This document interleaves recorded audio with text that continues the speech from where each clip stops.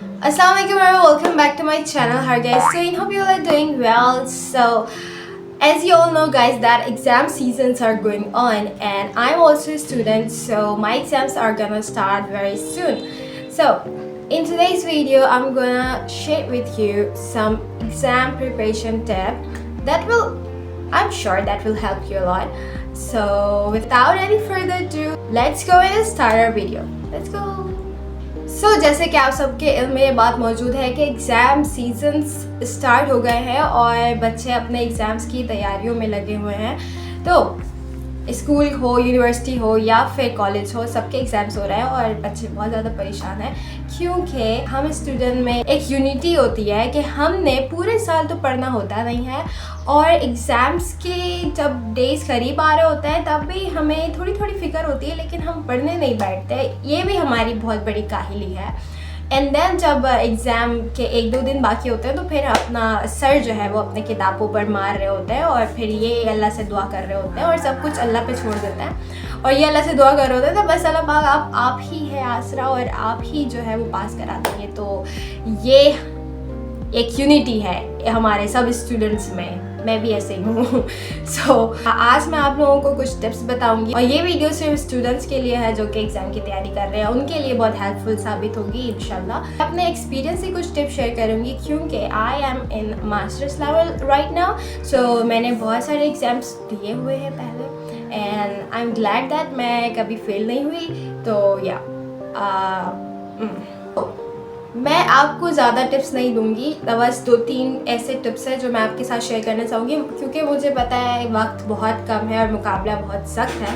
सो 3-4 ऐसे टिप्स हैं जो कि बहुत हेल्पफुल रहेंगे आपके लिए। सबसे पहला टिप जो है वो है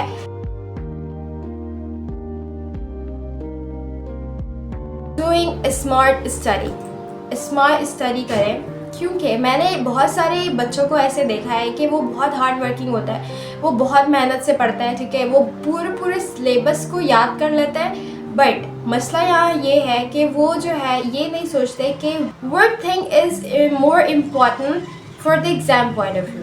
वो ये नहीं सोचते और पूरे सिलेबस पढ़ लेते हैं एंड देन जब वो पेपर के लिए जाते हैं, एग्ज़ाम क्वेश्चन उसके सामने आता है तो वो परेशान हो जाते हैं और फिर क्योंकि उन्होंने सब कुछ पढ़ा होता है लेकिन एक जो क्वेश्चन हमसे सवाल कर रहा है उसका आंसर वो भूल जाते हैं क्योंकि उन्होंने एग्ज़ाम पॉइंट ऑफ व्यू से पढ़ा नहीं होता।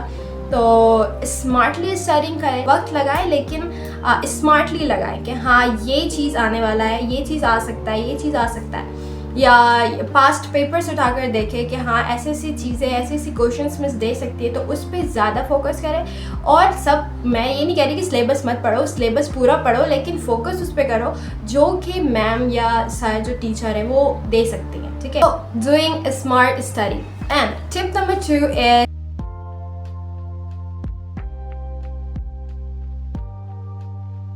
इज डूइंग जासूसी। I mean to say that बहुत सारे लोग जो है वो क्या करते हैं, वो एग्ज़ाम की तैयारी करते हैं लेकिन अपने टीचर्स के माइंड का उनको नहीं पता होता है। तो सबसे पहले आप क्या करो, आप जिस भी टीचर से पढ़ लो, जो भी सिलेबस आपका है, जैसे कि आप इंग्लिश की तैयारी करो, ठीक है, तो इंग्लिश के टीचर को आप ऑब्ज़र्व करो पूरे सेमेस्टर, ठीक है।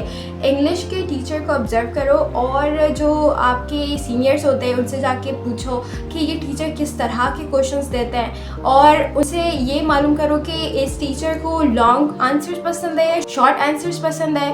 तो टीचर के दिमाग को समझो कि वो किस तरीके से पेपर दे सकता है, ठीक है। तो ये जो है ना आपको बहुत हेल्प करेगा और सीनियर से पूछने में घबराओ मत कि सीनियर है कुछ बोल देंगे, नहीं, आपको एग्ज़ाम देना है, आपने पास होना है, आपने फेल नहीं होना है। तो सीनियर से बिला झिझक पूछ लो कि हाँ ये टीचर से आपने पढ़ा है तो ये टीचर किस तरह के क्वेश्चंस देते हैं, इनको कैसे आंसर्स पसंद है। तो ये एक काम कर लो एग्ज़ाम की तैयारी से पहले और एग्ज़ाम की तैयारी के वक्त भी। तो I am damn sure that will be helpful for you guys. Okay, तो जासूसी करने के बाद टिप नंबर 3 ये है कि अपना एक स्केड्यूल बना लो। Make your own schedule, make your own exam schedule. क्योंकि मुझे पता है कि टाइम बहुत कम होता है आखिर में हमारे पास, क्योंकि हम एक हफ़्ते पहले बैठते हैं एग्ज़ाम की तैयारी करने के लिए, तो हमारे पास सिर्फ एक हफ़्ता है और लेट्स सपोज़ कि हमारे पास 5 सब्जेक्ट हैं, ठीक है। तो वो 5 सब्जेक्ट को एक हफ़्ते में डिवाइड कर लो, ठीक है। हम बहुत सारे लोग क्या करते हैं कि जैसे कि एक हफ़्ता है हमारे पास, तो सारे सब्जेक्ट में देख रहे होते हैं कि इसमें क्या करना है, इसमें क्या करना है, इसमें क्या करना है। ऐसे बिल्कुल नहीं करो, आपका माइंड एक ही है, पागल हो जाओगे, ठीक है। तो पागल होने से बचने के लिए सब्जेक्ट्स को डिवाइड कर लो, ठीक है। जैसे कि 2 दिन मैं इस सब्जेक्ट को दूंगी, 2 दिन इस सब्जेक्ट को, 2 दिन इस सब्जेक्ट को, एंड देन फिर 2 दिन इस सब्जेक्ट को, ठीक है। तो इस तरह क्या होगा कि आपका माइंड सिर्फ एक ही सब्जेक्ट के बारे में सोचेगा और एक ही सब्जेक्ट के बारे में आप ये निकाल सकोगे, नेट से निकालो, पास्ट पेपर निकालो और टीचर से पूछो और सब कुछ करो जो तुम कर सकते हो, ठीक है, पढ़ाई के साथ साथ, ठीक है। तो स्केड्यूल बना लो ताकि आप जो हो अच्छे से एक एक सब्जेक्ट को वक्त दे सको और पूरा वक्त दो। लाइक 2 दिन आपने एक सब्जेक्ट को दिया है तो 2 दिन आप उस सब्जेक्ट में लगाओ, ठीक है। और इसके बाद स्केड्यूल बनाने के बाद टिप नंबर 4 या आई थिंक 4 ये है कि आप अपने आंसर्स प्रिपेयर करो। आंसर प्रिपेयर करना इज़ वेरी इम्पॉर्टेंट बिकॉज मैंने काफ़ी सारे स्टूडेंट्स को ऐसे देखे हैं जो कि फ़ेल हो चुके हैं। तो उन्होंने क्या किया था, उन्होंने गलती ये की थी कि वो सब कुछ याद कर लिया था उन्होंने, ठीक है, पूरे सिलेबस को रट लिया था, याद कर लिया था, लेकिन अपना एक जो है ना क्वेश्चन के हिसाब से आंसर्स नहीं तैयार किए थे। जो कि उनको मसला हुआ कि उन्होंने पूरा सिलेबस पढ़ा हुआ है, ठीक है, एग्ज़ाम्स हॉल में जाते हैं और एग्ज़ाम पेपर आपके सामने आता है, क्वेश्चन आपके सामने आता है, तो उस क्वेश्चन को समझने में हमें थोड़ा वक्त लगता है। फिर उस क्वेश्चन में हमें क्या मटेरियल डालना है, क्योंकि हमने तो पूरा सिलेबस पढ़ा हुआ है, तो क्या मटेरियल उसमें डालना है उसमें वक्त लगता है। तो आपका जो टाइम मैनेजमेंट होता है ना वो ख़राब हो जाता है एग्ज़ाम में। और एग्ज़ाम में टाइम मैनेजमेंट बहुत ही ज़रूरी होता है, क्योंकि फिर अगर ये चीज़ नहीं होगा तो फिर आप तो मतलब आपके क्वेश्चंस रह जाएंगे, फिर छूट जाएंगे, ठीक है। तो क्या करना है, आपने पहले से अपने आंसर्स को प्रिपेयर कर लेना है, उसे याद कर लेना है, अपना खुद से बनाना है, ठीक है। गूगल से देख लो, अपने दिमाग से बना लो, क्योंकि आपने सिलेबस पढ़ा हुआ है, अपने दिमाग से बना लो, बना के एक आंसर तैयार कर लो एंड देन उसे याद कर लो। तो फिर अगर वो क्वेश्चन आ गया आपके पेपर में तो आप आराम से उसे कर सकते हो, आपको ये नहीं सोचना पड़ेगा कि इसमें लिखना क्या है, ठीक है। ये सारे टिप्स करने के बाद आपने क्या करना है, कि क्योंकि हम सारा साल तो पढ़ते हैं नहीं, मैं इस वीडियो में कितने बार ये बात बोल रही हूँ क्योंकि वाकई में इट्स अ फैक्ट कि हम स्टूडेंट नहीं पढ़ते हैं और अपने लिए ही अजाब ले आते हैं लास्ट में और हम खुद परेशान हो जाते हैं। तो सबसे पहली बात ये कि आपने परेशान नहीं होना है, क्योंकि अगर आप परेशान होगे तो जो काम होने वाला भी होगा ना तो वो भी नहीं हो सकेगा, क्योंकि आपका माइंड इधर उधर हो जाएगा, ठीक है। तो सबसे पहले आपने परेशान नहीं होना, चल रहना है, बस आपने ये कहना है कि आई कैन डू दैट, मैं ये कर सकती हूँ, ठीक है। सिलेबस को देखना है और कहना है कि आई कैन डू दैट, ठीक है। और देखिए, अगर आप पढ़ाई कर रहे हो तो इसका मतलब ये नहीं है हरगिज़ कि आप 2 दिन लगातार पढ़ाई करोगे।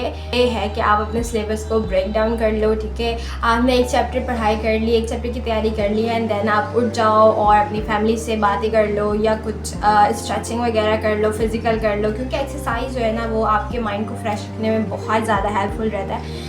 और सबसे इम्पॉर्टेंट टिप आपके माइंड को फ्रेश रखने के लिए वो ये है कि एग्ज़ाम के दिनों में, एग्ज़ाम की प्रिपरेशन जब आप कर रहे हो तो स्वीट्स ज़्यादा खाओ, मीठी चीज़ें ज़्यादा खाओ, इससे क्या होता है कि आपके माइंड को बहुत हेल्प करता है फ्रेश रखने में, ठीक है, और आपके माइंड को अच्छा करता है और ताकतवर बनाता है कि आप अच्छे से तैयारी कर सको, याद करने में आपको हेल्पफुल रहता है, ठीक है। और क्या है, और ज़्यादा से ज़्यादा पानी पियो, ज़्यादा पानी पीना भी बहुत हेल्पफुल रहता है एग्ज़ाम्स के प्रिपरेशन के लिए। तो ये 3-4 ऐसे टिप्स थे जो कि मेरे पर्सनल थे और मैंने कहीं से चुराए नहीं, ये मेरे पर्सनल एक्सपीरियंस से मैं आपके साथ शेयर कर रही हूँ कि ये सारे टिप्स जो मैं अभी फॉलो करती हूँ तो ये मुझे बहुत ज़्यादा हेल्पफुल रहते हैं। तो या so that is it for today's video. I hope you guys can understand and this tip will surely help you guys and good luck for your exam and you can do this. ये कभी मत सोचो कि I cannot do that, ये बहुत hard है, बहुत मुश्किल है, मुझसे नहीं होगा। ऐसे सोचोगे तो फिर होने से पहले ही नहीं होगा, आप तो करने से पहले ही हार गए, आप तो कोशिश करने से पहले ही हार गए। तो हमेशा ये करो कि या I can do that. So yeah, I believe you guys can do this and ये एग्ज़ाम्स है, ये कोई ज़्यादा बड़ी बात नहीं है। अगर आप इसको बहुत बड़ी बात समझोगे ना तो फिर आपके लिए बहुत मसला हो जाएगा। तो सोचो कि okay it's just exam, I can do that, I am a student, I am used to of it, right. So हम बचपन से एग्ज़ाम देते आ रहे हैं तो हमें यूज्ड हो जाना चाहिए इस चीज़ के लिए। तो और फेल होने से बिल्कुल मत डरो, फेल होने से हमारी ज़िंदगी नहीं रुक जाती है, ठीक है। तो फेल हो जाओगे दोबारा हम दे सकते हैं। Try hard, try again, try. हमें हमेशा ट्राई करते रहना चाहिए, हार्ड वर्किंग होना चाहिए, और हार्ड वर्किंग के साथ साथ हमें अल्लाह पे पूरा भरोसा होना चाहिए कि अल्लाह पाक मैंने अब पेपर की तैयारी कर ली है, बस अब आगे आपके हाथ में है, आप मुझे पास करवा दो, ठीक है। तो सिर्फ ये नहीं कहना अल्लाह पाक से कि पास करवा दो, भी करनी है, ठीक है जी। तो या I'll meet you in my next video.